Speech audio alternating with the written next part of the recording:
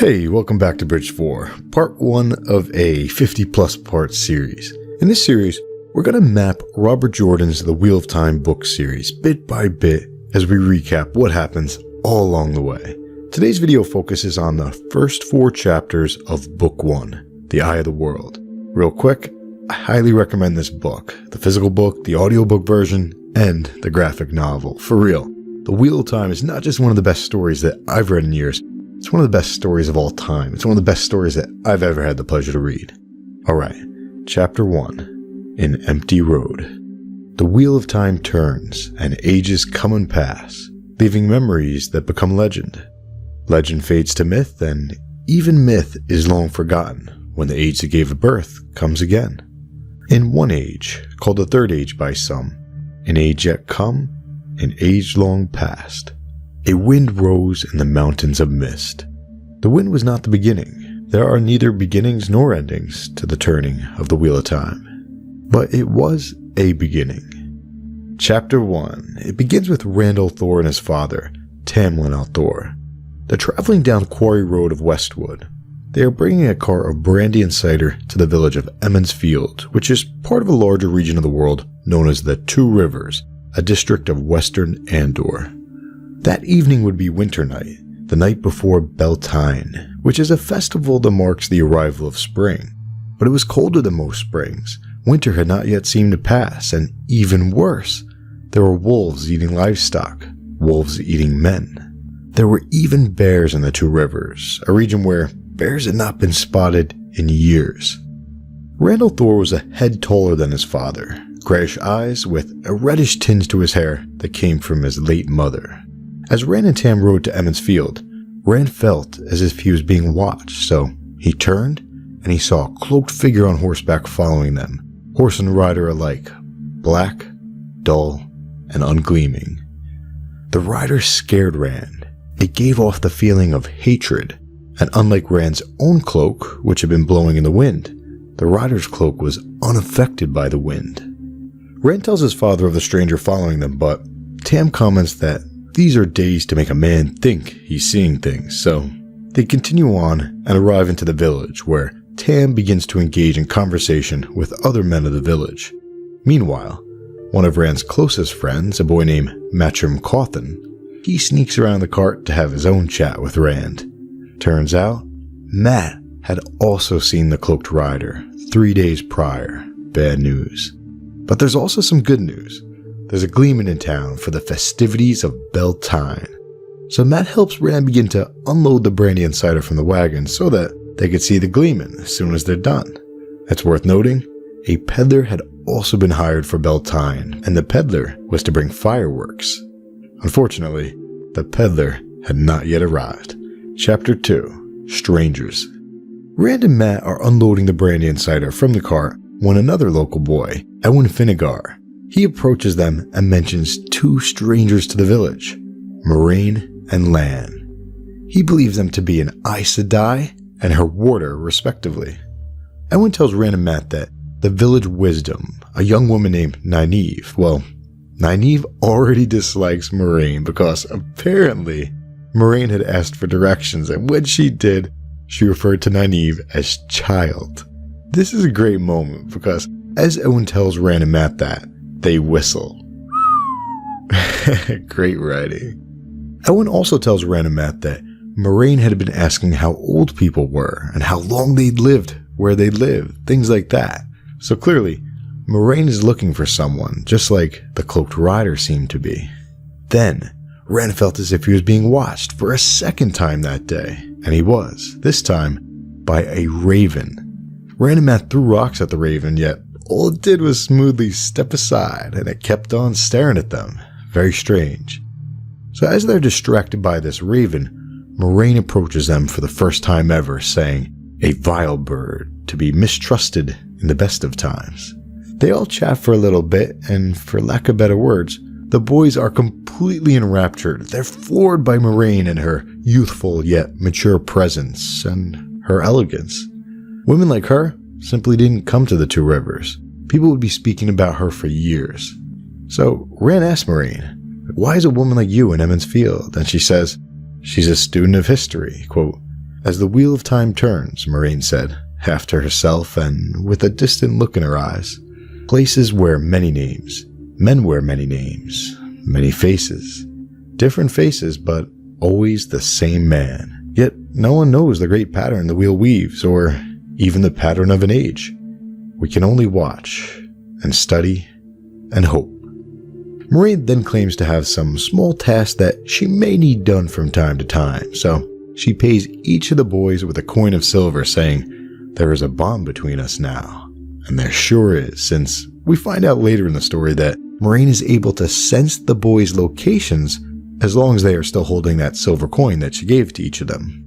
The second stranger, Lan, he then approached the boys for the first time, and as he does, Rand thinks to himself that when Lan moved, he could think of nothing but a wolf. Chapter 2 ends with the Peddler arriving to town at last with his fireworks. A Gleeman and fireworks, Moraine and Lan. It was going to be the best Beltane ever. Chapter 3 The Peddler. The Peddler's name is Podon Fane. Podon Fane had driven his wagon and team into Emmonsfield every spring for as long as Rand could remember. As usual, the townies surround him and start asking him for news from all around the world. As this happens, another of Rand's friends appears, Perrin Ibarra, the stocky, curly-haired blacksmith's apprentice. Together, they all listen to Podon Fane's news from around the world. Podon Fane said that it was winter everywhere. Wolves were everywhere. And what could be worse than wolves killing sheep and men? Men killing men. There is war, specifically in Gildan. War and madness because the standard of the dragon had been raised.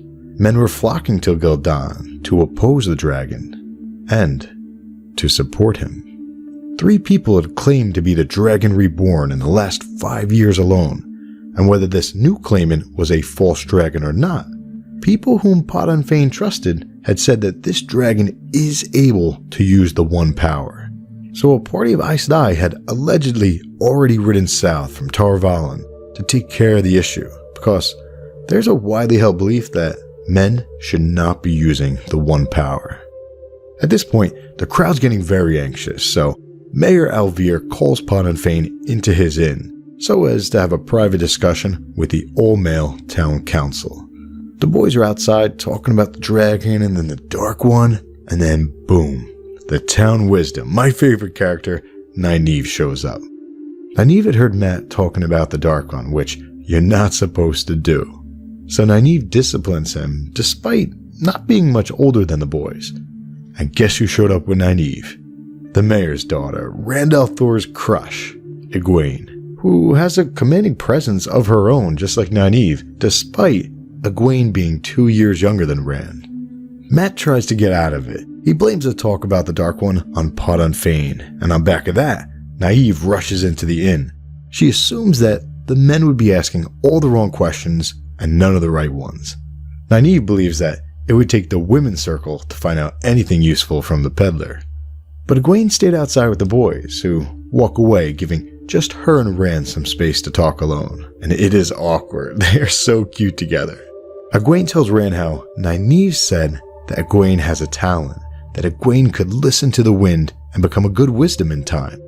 Rand laughs at that, commenting that Egwene would have to wait a really long time to be wisdom since Nynaeve is so young. Nynaeve is going to be the town wisdom there for a long time to come. But then Egwene responds that she could be the wisdom of another town. That's a thought that had never even crossed Rand's mind. He had never imagined Egwene ever leaving the Two Rivers and never being able to see her again.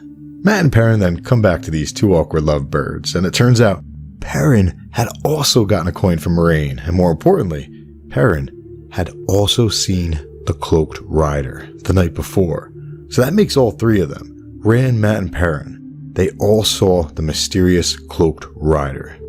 Chapter 3 ends with a man with shaggy white hair hurrying out of the inn as if he's being pursued by somebody. Chapter 4 The Gleeman. The Gleeman is a man named Tom Merrilin, and he was being pursued by somebody, Nynaeve. So Tom had arrived to town late the night before. He slept in pretty late. He had just woken up. So he comes downstairs into the common room so as to have a smoke of his pipe, and the council is surprised to see him. Because the council's in there having their impromptu meeting with Pot and Fane about the wars and Aes Sedai and the false dragon. So it's pretty tense. That's why Nynaeve basically chased Tom out of the inn, threatening him with her club. Gotta love Nynaeve. So we're back outside. Tom Maryland, the Gleeman. He approaches Rand, Mat, Perrin, and Egwene, and he invites her to be his assistant tomorrow because he always chooses the prettiest girl whom he can find to be his assistant. Of course, the boys laugh, but Egwene accepts the honor. Tom then points out how Rand is taller than usual for people of Two Rivers, and how Rand also has unique eyes, suggesting that there's more to come in regards to Rand's backstory. Then, as Tom is listing off the numerous tales which he could tell, Moiraine appears for a second time, and Tom is noticeably tense. Later in the story, we find out that Tom's not the biggest fan of Aes Sedai for personal reasons. But anyway, Moiraine eventually walks away, and Lan follows her. Check this out. Once again, in the eyes of Randall Thor, Lan looks like a wolf healing a gliding swan. By this point, the Council and Nynaeve have come outside, and Nynaeve is not happy with Moiraine and Lan being in town. Nynaeve and Egwene walk off, and then Tam Aldor tells the boys how the Council's decided to set up a watch on back of Pot and Fane's news about the war. In other words, the Council has decided that there are going to be patrols monitoring the nearby region beginning tomorrow. Tam then tells his son Rand that they're not going to be hanging around for winter night. So they get their cart, they get their horse Bella, good old Bella, and they head back home. As they begin their ride back home, Rand is concerned about the Cloaked Rider, and this time, Rand's father, Tam, believes them. Because while they were in town, Tam had gotten word that three other boys, not counting Mat since he's unreliable, but 3 other boys aside from Rand and Mat had seen the mysterious Cloaked Rider. So Tam now believes Rand, and that comforts him. Quote, he was still scared, but it was not so bad as it had been. Tam and he were just as alone on the quarry road as they had been that morning, but in some way, he felt as if the entire village were with them. That others knew and believed made all the difference. There was nothing the Black Cloaked Horseman could do that the people of Emond's Field could not handle together. Alright, with that said, we're done for part 1 of the Mapping of the Wheel of Time series. These are many of the main characters that are introduced in Book 1. In the next chapter, the action begins. Hit subscribe and see you next week.